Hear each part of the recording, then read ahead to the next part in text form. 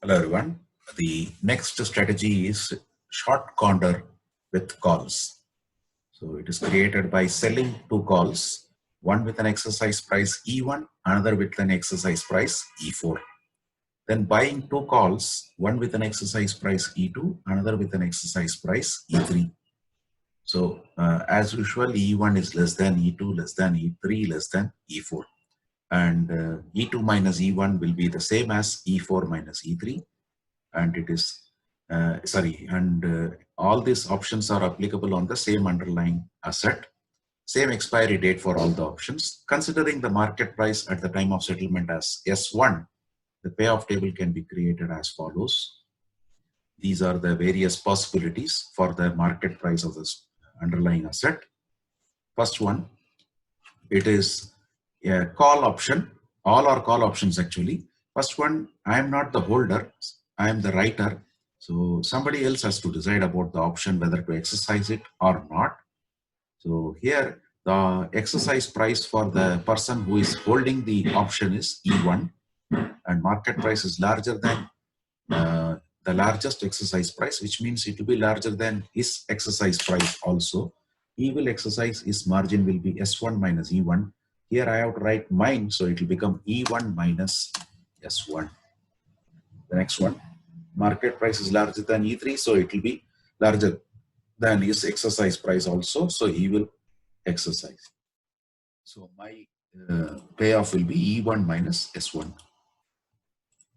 Here also the same, because market price is larger than E2, it means it will be larger than E1 also. He will exercise, his profit will be S1 minus E1, mine will be E1 minus S1. Here again the same, he will exercise.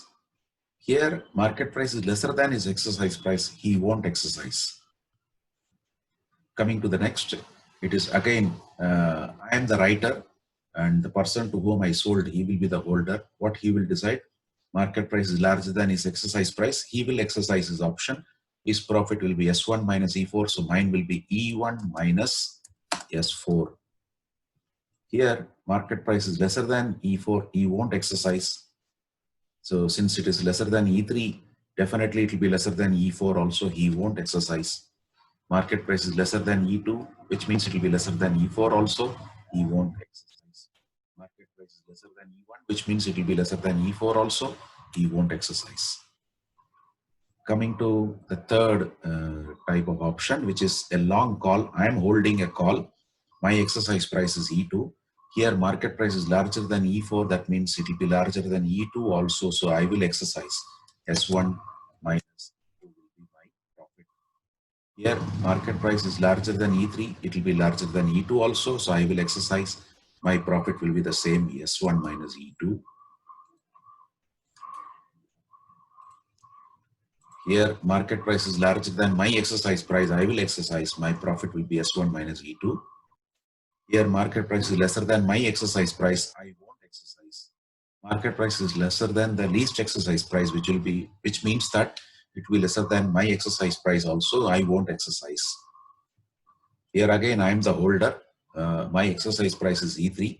Market price is larger than the largest exercise price, which means it will be larger than my exercise price also. So I will exercise. My profit will be S1 minus E3. Here market price is larger than my exercise price. I will exercise. My profit will be the same, S1 minus E3. Here market price is lesser than my exercise price. I won't exercise. Market price is lesser than E2, which means it will be lesser than E3 also. I won't exercise. Market price is lesser than E1, means it will be lesser than my exercise price. I won't exercise. Here the total payoff. Sorry, here I should have written E4. Sorry, E4 minus S1. I wrote it wrongly there. So 2 times S1 minus 2 times S1. It will get cancelled. Ultimately, the total payoff will be E1 plus E4 minus E2 minus E3. In the second case, S1 minus S1 gets cancelled. Only one positive S1 is there. Then plus E1 minus E2 minus E3.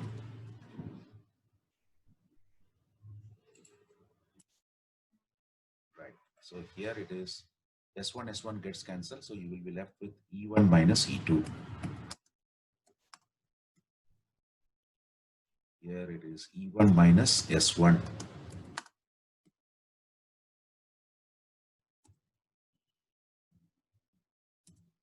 Right.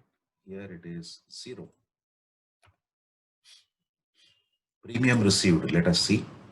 I receive here. So C1 plus C4 plus means plus C1 plus C4. Then I buy. So minus C2 minus C3.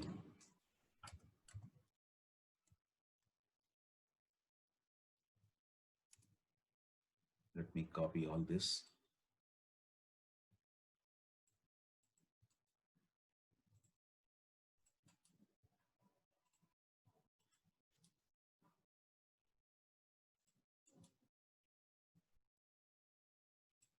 So this is first column, second column, third column, fourth column, fifth column. This I will call it as sixth column.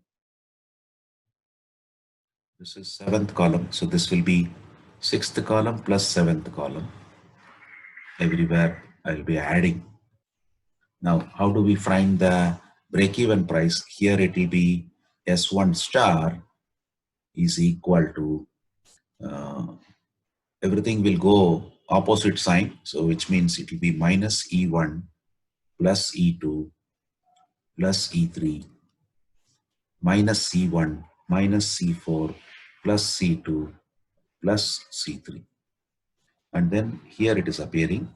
Here it will become S1 equal to E1 plus C1 plus C4 minus C2 minus C3. I think these are the two places where your market price is occurring. So these are the two break-even prices. Let me put here also star.